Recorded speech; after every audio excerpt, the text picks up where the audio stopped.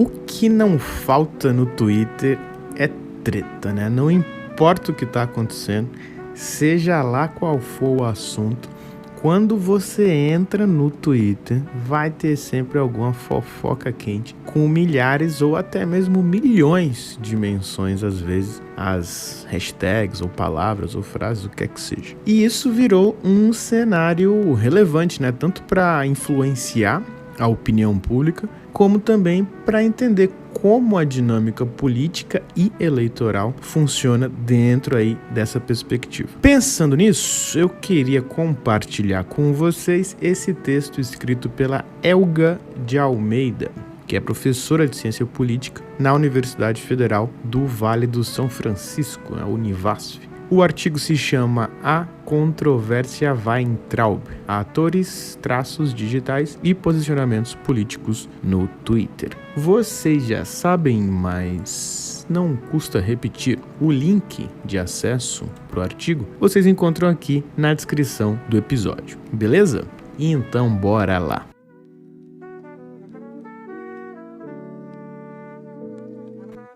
Hoje a gente vai falar de um caso que repercutiu bastante no Twitter e acabou mostrando de um jeito até que bem explícito, na real, como funcionam esses embates no ambiente digital. O caso em questão é a demissão do Weintraub, né, que foi ministro da Educação do Bolsonaro e saiu do cargo depois de várias polêmicas, ainda que polêmicas tenham sido meio que a regra, né, durante o governo Bolsonaro. Mas o fato é que a demissão dele rendeu bastante e é nisso que a gente vai dar uma olhada hoje. O estudo, que a gente vai usar como base, analisou o comportamento e o posicionamento ideológico dos usuários envolvidos na treta em torno do ex-ministro da Educação, Abraham Weintraub. E foi uma polêmica que gerou alguns debates bem intensos e mostrou algumas divisões políticas que a gente tem aqui no Brasil, né? O bolsonarismo, por exemplo, apareceu no artigo como um bloco bastante coeso em relação a esse assunto, mas isso não é verdade quando a gente olha para a direita como um todo. Então o objetivo aqui é entender, com base nesse estudo, não só a postura de quem participou dessa confusão, mas também onde essas pessoas se situam no espectro ideológico, né?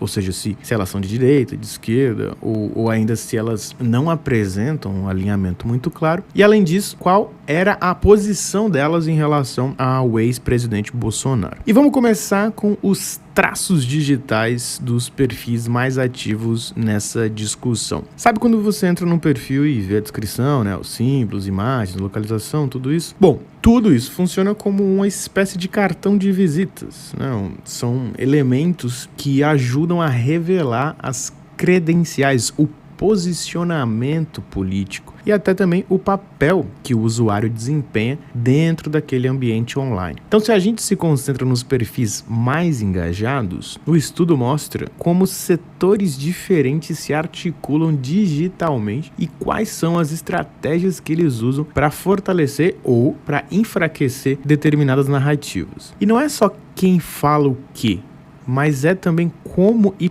para quem essas mensagens circulam. E é importante a gente ter em mente que a autora trata as controvérsias como situações de confronto em que diferentes racionalidades disputam o sentido dos problemas sociais. Ok? Então, com isso que a gente vai estar lidando aqui. E no Twitter isso acontece de um jeito bem mais direto. As mensagens de apoio ou de rejeição, elas circulam e se enfrentam em tempo real. Então, ao analisar a disputa em torno do Weintraub, dá para ver como se organizam essas linhas de divisão entre grupos que se apoiam ou se opõem, como se formam alianças e como determinados setores tentam impor sentidos e lideranças dentro do espaço digital. É uma cartografia das controvérsias, né? Um mapa da treta. E para chegar nesse resultado, foram usadas basicamente 3 técnicas. Primeiro foi acompanhada a conjuntura política em vários meios de comunicação para mapear quando e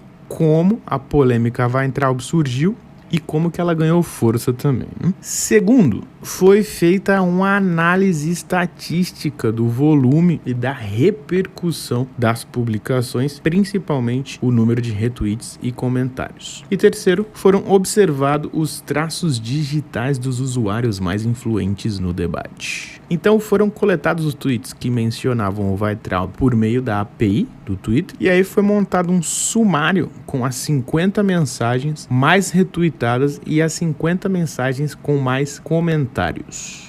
Ok? E esses dois recortes serviram para identificar os principais atores digitais e como as postagens deles eram recebidas pelo público naquele ambiente. Então vamos dar uma olhada nos resultados. Bom, 5 perfis foram responsáveis por 12 das mensagens mais compartilhadas. Metade dessas mensagens era de apoio direto ao ex-ministro. 26% eram contrárias e 12% eram neutras. Outros 12% eram de tweets apagados ou contas suspensas. Ou seja, o campo favorável ao Weintraub foi o mais forte entre os posts de maior repercussão. E quando a gente olha a distribuição geográfica desses perfis, a concentração era no Sudeste. E a maioria foi de homens jovens, brancos, de contas não verificadas. E esse perfil corresponde com o de influenciadores ligados à direita e ao bolsonarismo, que usaram o retweet como uma ferramenta de amplificação. E aqui os retweets funcionam como um mecanismo de reforço. Os seguidores reproduziam as mensagens que estavam alinhadas à narrativa bolsonarista e assim eles iam expandindo o alcance do conteúdo e fortalecendo o Weintraub como um representante dessa direita radical. Mas quando o foco muda para os perfis dos tweets mais comentados, aí o cenário é outro. Aqui, a maioria das contas era verificada. Essas contas pertenciam a homens brancos das regiões Sudeste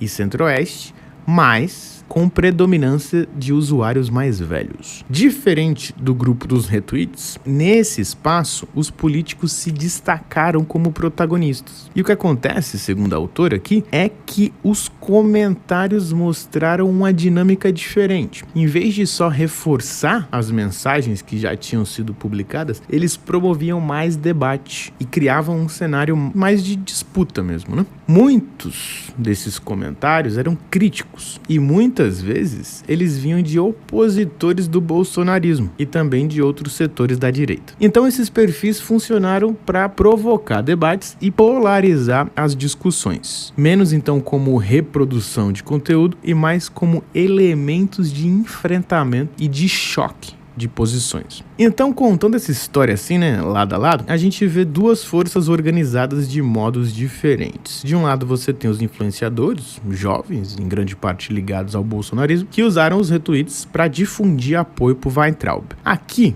o conteúdo circulava de um jeito coeso, mostrando uma direita bolsonarista articulada e com um discurso muito bem alinhado. Do outro lado, a gente tinha os políticos ali mais velhos e com perfis verificados e com posts que geraram muitos comentários. Nessas interações, o ambiente ficava mais heterogêneo, né? Apareciam manifestações de apoio e de crítica, incluindo vozes de oposição e divisões dentro da própria direita. A direita bolsonarista, então, conseguiu se mostrar bastante unida, mas a direita mais ampla aparecia ali mais fragmentada, com partes se posicionando contra o Weintraub. E essa diferença é importante, né? Enquanto os retweets reforçam a narrativa de apoio, criando uma bolha coesa, os comentários mostram as fissuras e as tensões que a gente tem nesse ambiente. Então, o estudo sugere que as redes sociais não só reproduzem conflitos políticos já existentes, mas também aprofundam as divisões internas,